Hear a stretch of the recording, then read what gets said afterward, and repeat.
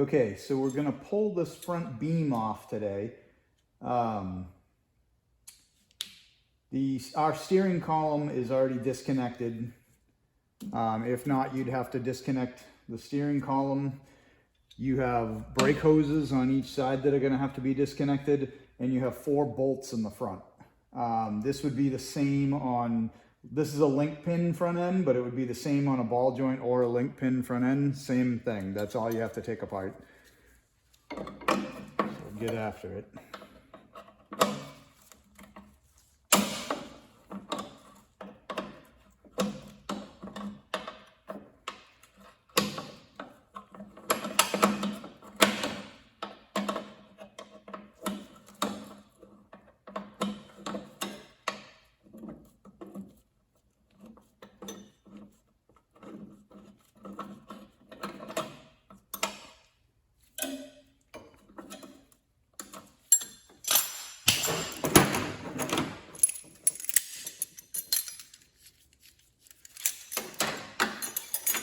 I'm using a 17 on the hose, an 11 on the steel line, and then you get the clip. Once the clip's out, the hose will just drop right out.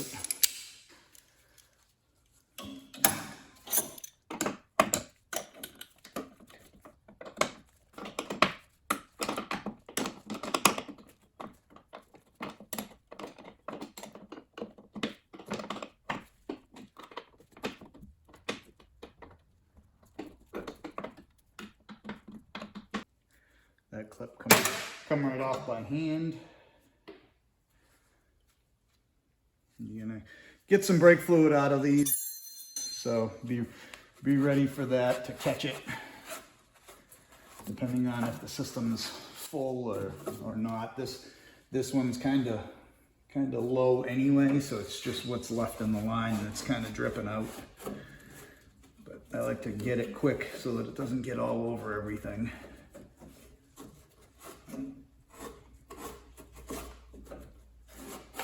Okay.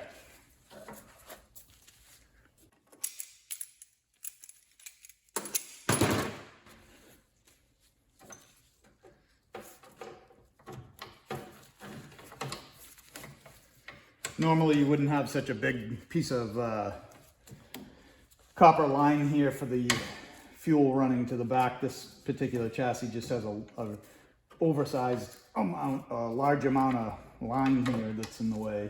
So I'm just kind of tucking it up underneath. So this chassis has I think they called these a selector drop or something along the lines of that. It's basically an adjustable front end to adjust the height of the vehicle in the front. This is kind of an older setup. Most of the time you see them now, you'll have an adjuster top and bottom. The way these are made is they actually cut the center section out of the beam. They weld these plates over it so that the center section is basically floating in between these. Right, wrong, they worked for a long time. You're really only adjusting the bottom torsion leaves, not the top. The top is standard Volkswagen, and it's basically, you know, it's using this and this to adjust the lower part, which it adjusts the upper at the same time because of it. But anyway, to get this front end out, you've got these pieces of metal that work as a stop for the bolt, and they're just kind of bent over. Supposed to be, I guess it does have it on the bottom. It's supposed to be top and bottom. Should have an ear of metal bent over to stop the bolt from loosening up. Let's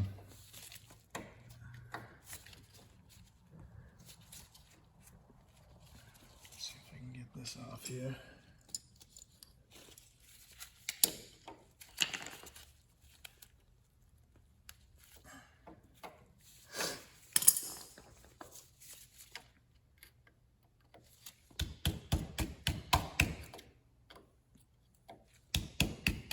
Okay, should be enough to get into it. It's a 17. It should be, I believe. I'm sorry, it's probably a 19. I have a 17 on here. Yep, 19 millimeter.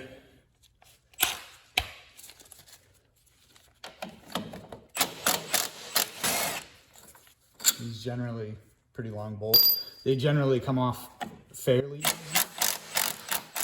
I'm just gonna loosen this bottom one, but keep it in there for right now. If there was a body on this chassis, you'd obviously be up underneath. You wouldn't be able to probably get a gun in there. I think it's pretty tight. I haven't done one on a car in a long time, but I'm pretty sure it's pretty tight. And you'd be doing this with a ratchet or a combination wrench, something along the lines of that.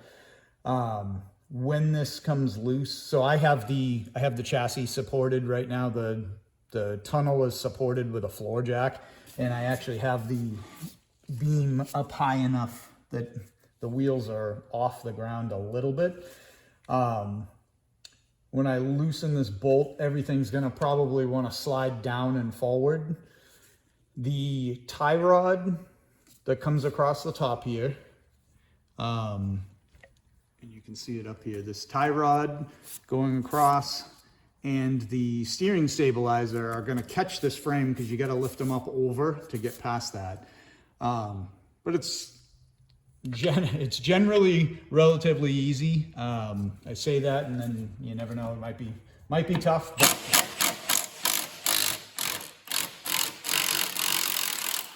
it shouldn't be that difficult. All right.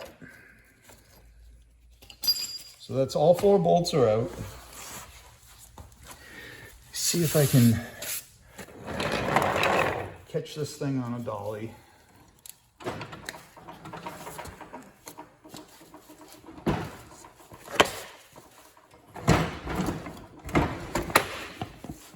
Okay.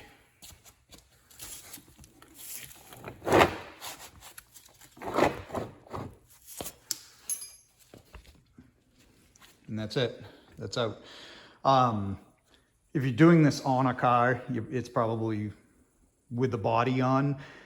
Obviously, you're probably better off taking the wheels off, which I probably will take the wheels off now. I was just using the wheels kind of as a way to help pivot it onto there. But now that it's sitting on here, it's going to be a little bit tough to move. And I think this one's starting to.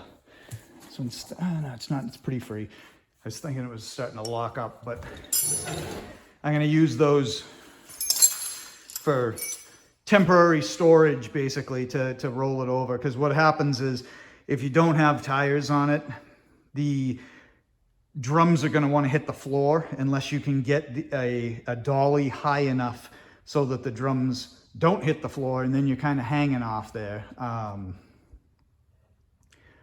But this will work out for my setup and where it's going. And, you know, wheels and tires are going to get probably swapped out later on anyway. So that's it. Front end, pulling it off. Relatively easy. Like I said, if there was a car here, you'd have to lift the car off of this pile that's sitting here right now. So it is a little bit more difficult when it's in a car, but still very doable. Pretty simple thing to do. You could pull it off if you were, you know, cleaning the front end, changing stuff, whatever it is, whatever reason you had to, if you were going to put a narrowed front end or a drop beam on it, something along the lines of that. Otherwise, there's really not a huge reason to pull them off. I'm doing it so that I can do some work on the pan and paint everything before I get this car started going back together. So.